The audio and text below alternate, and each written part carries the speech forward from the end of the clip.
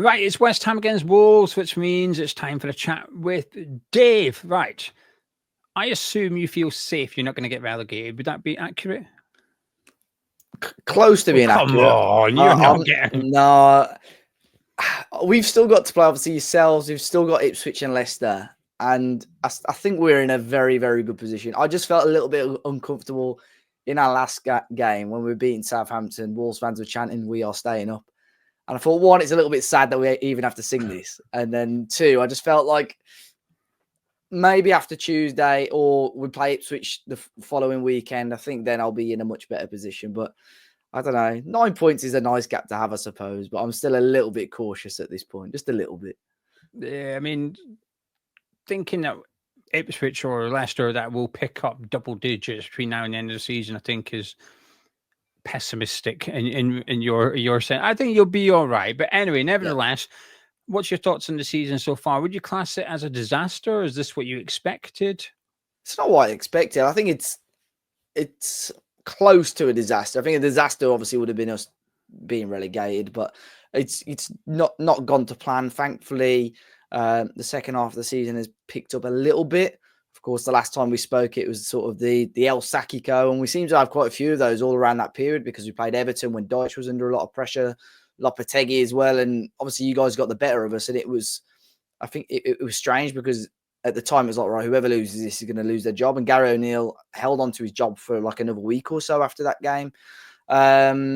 So yeah, I think at the start of the season, we were hoping for a little bit more. Gary O'Neill showed good signs last season. We had a really positive sort of first sort of 3 quarters of the season and fell off massively. He obviously just couldn't get that momentum back and lost his job. But yeah, things have improved under Vitor. Signs for improvement, signs for encouragement, I should say. I'm just intrigued from the summer onwards how we approach things, because if you look at his CV, he's never really stuck around at a club for too long. Are Wolves going to back him? Is he going to walk? I don't know. So yeah, I'm just waiting. I just can't wait to get to the summer, press the reset button, and go again next season. What do you make of Pereira then? Are you happy with him, or would you be like not too arsed if he left in the summer? What's your thoughts on him? It's a weird one, because I think in terms of him as a manager, his style and how he comes across, as a fan, it's quite encouraging. I think he makes out that he understands the fans a lot more. Obviously, it's probably a little bit different if he was managing in London, but for argument's sake, he's been probably spotted in about 6 or 7 different pubs across Wolverhampton since he's joined.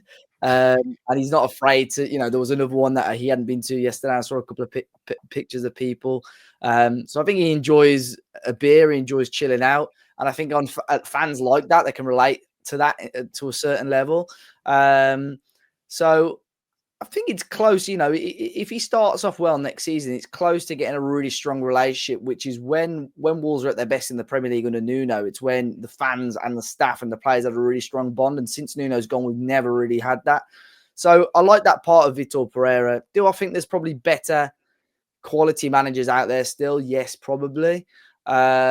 But I think it would be unfair for Wolves, unless there is some sort of pre-agreement. I think it'd be unfair for Wolves to move him on in the summer and say, yep, goodbye, thank you very much. But he's very clear on what he wants. He made it very clear in January that he wanted certain types of players. To be fair to Wolves, they backed him with that. And performances and results seem to have improved a little bit.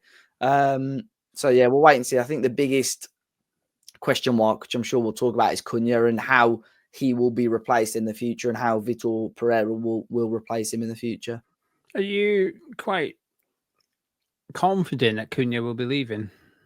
Yeah, I'm probably 95% sure he'll move on. To where, I don't know. Because I think some of his antics recently probably have put off some teams slightly. Still quite strong rumours to teams like Forest, which is weird. But at the end of the day, if they're in the Champions League, it's a step up from where we are now. But yeah, I mean, he scored for, although they got beat quite heavily, he scored for Brazil this week as well. So he's making the right moves, but I just think his antics off the pitch are just he's so childish and petulant. It's going to cost him a move possibly, but there's a pre-agreed release clause of about 62.5 million, and I think you'll struggle to find a player of that quality for that sort of price. So I have no doubt he'll probably move on, but I just don't know to what level he'll be at the start of next season. Yeah, I mean, I must admit, it was weird watching Argentina, Brazil, and knowing that Brazil's central midfielder and striker were Wolves players. It was Yeah, a bit. we had 3 players in that squad, as many as Real Madrid, which is a bit strange. But I don't know whether that's more telling the quality of Brazil's squad at the moment or how far Wolves have come. Maybe somewhere in the middle. But yeah, obviously nice for him I to think it's get a more goal. But Brazil's squad, yeah, truth be yeah, told. I would say so as well.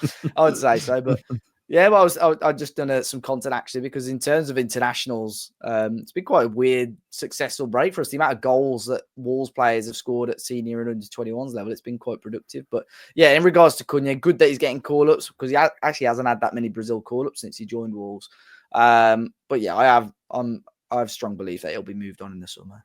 Interesting. I was going to ask you about Cunha because I've seen a lot of links to him, and Nottingham Forest being one as well, and then he's got his release clause, so there's not really much you can do about it anyway if a club comes along with that fee, which I think is very fair and reasonable for a player of that quality, and it cuts out all the negotiations and stuff like that. But when you look at the Premier League, and you look at Liverpool, and you think, could he go there? Possibly not. Man City, probably not. And then you sort of find yourself in the Nottingham Forest bracket of clubs that are doing well. For now, maybe does he join them or does he go to a club like Man United who are doing crap, but they've obviously got the status. So which one does he pick? And it'll be interesting to see where he goes. You sound quite nervous for the summer, though. Would that be fair to? Yeah, I'm just uncertain because it's been so strange the last couple of years in general. We lost big players, and Wolves fans will be nervous, and they will be nervous about the potential of losing Matheus Cunha, but ultimately we were nervous about Ruben Neves, nervous about when Neto moved on, and it would somehow, and West Ham will probably be the same. There's always that some sort of conveyor belt. When one top player leaves, there's probably always someone there to slowly but surely they'll fill that void.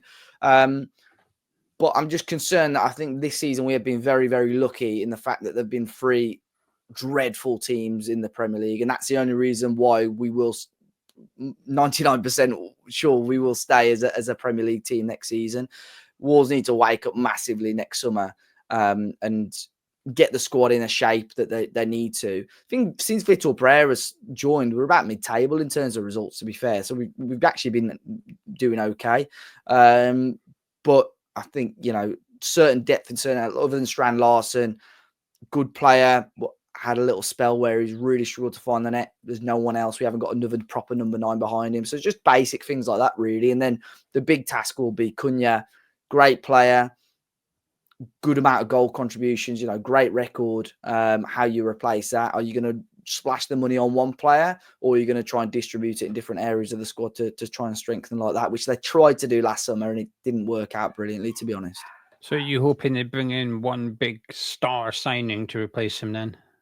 Yes and no. I think I would like that a lot, but at the same time, with the club and the way that Wolves want to work at the moment and being like self-sufficient in terms of like we can only buy players from what we're selling players for, I think it'd be daft for them to do that.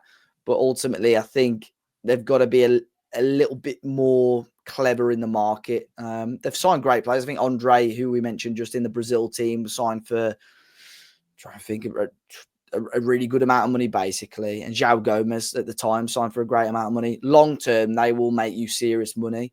But ultimately, if you want to progress in the Premier League, if you're not spending money in the right areas or on big players, ultimately you're going to get left behind. So it's a difficult balance for Wolves to have. But there's pressure on the board because there was a lot of pressure last summer. It's been a really poor season. I have no doubt there'll be more pressure on them to get things or make things right this summer.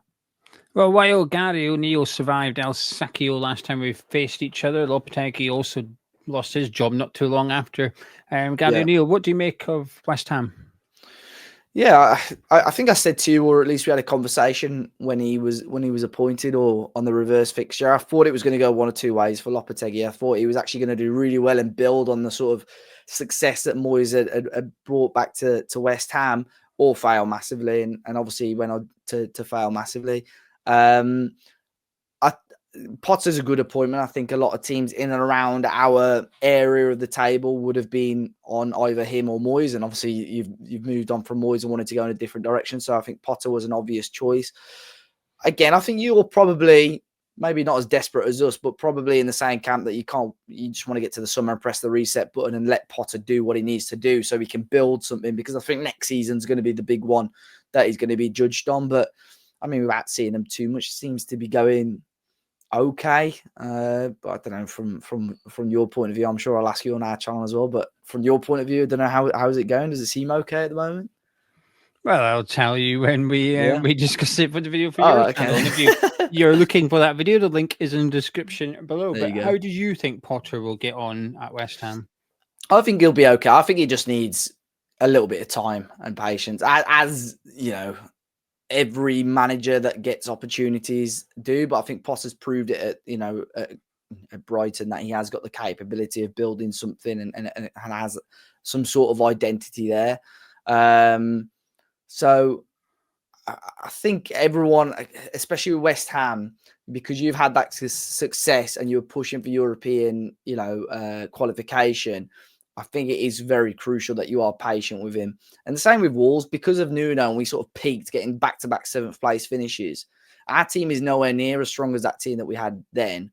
But Wolves fans will still expect to be getting 7th place finishes every season, even 4 or 5 years on. And I have no doubt, without being disrespectful, there's portions of the West Ham fan base that will think the same. So I think you'll be fine with him. Look, like I said earlier, you're much clearer than us, but I think we're quite lucky that there are some really poor teams this season in the Premier League. And I think both sets of fans of both clubs will want to really, like I said, hit that reset button and try and kick on a lot better from next campaign onwards with new managers.